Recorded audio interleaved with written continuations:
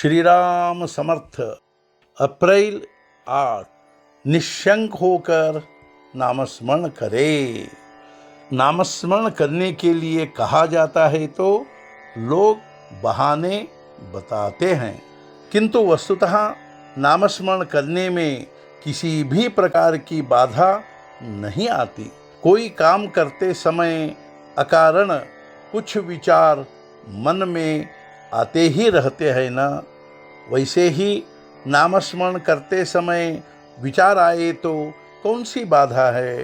कोई व्यर्थ विचार करने के बजाय क्या भगवान का नामस्मरण करना अच्छा नहीं है।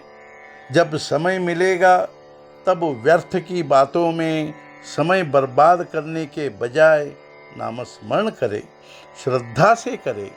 2 यात्री पैदल चल रहे थे, उन्हें भूख लगी।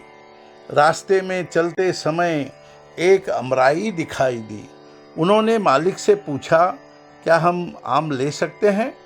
मालिक ने कहा, 15 मिनट में जितने आम खा सकते हैं उतने खाओ। दोनों में से एक मालिक से सवाल पूछने लगा, खेती के लिए लगान कितनी देनी पड़ती है? खेती का असली मालिक कौन है? और ऐसे ही कई प्रश्न पूछता रहा। दूसरा यात्री जल्दी जल्दी आम खाता रहा। इतने में 15 मिनट हो गए। मालिक ने कहा, समय खत्म हुआ, अब तुम जाओ।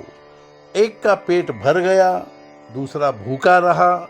इसका तात्पर्य यही है कि कई प्रश्न पूछने के बजाय श्रद्धा से नामस्मरण करे। नामस्मरण का अर्थ हम नहीं समझ पाते, लेकिन भगवान जानता है।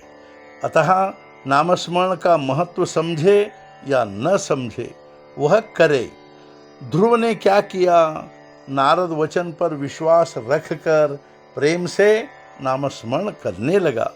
उसे अन्य विचारों का, शंका कुशंकाओं का चस्का नहीं लगा। उसने एक तत्व नाम को ही अपनाया। इसलिए भगवान नारायण प्रसन्न हुए। संत निस्वार्थी होते हैं। वे निष्ठा से, लगन से बोध करते हैं। उस पर हम श्रद्धा रखें और नामस्मरण करना प्रारंभ करें और निरंतर उसमें लीन हो जाए।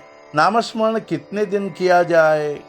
नाम जब तक छोड़ने की इच्छा नहीं होती तब तक लेते रहें। नामस्मरण में लीन होने तक उसे ले। यदि उसमें लीन हो जाएंगे तो वह कभी छूटेगा ही नहीं। भगवान का नाम ही सर्वश्रेष्ठ है।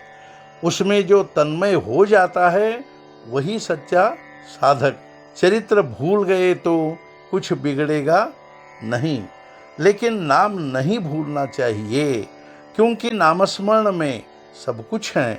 चरित्र भी है, ज्ञान, उपासना, कर्म आदि मार्ग हैं, किंतु सब में आसान साधन नामस्मरण है।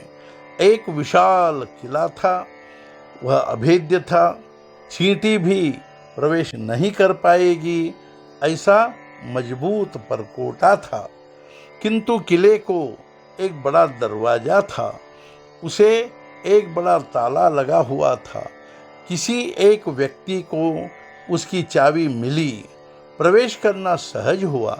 उसी प्रकार नामस्मरण चाबी है।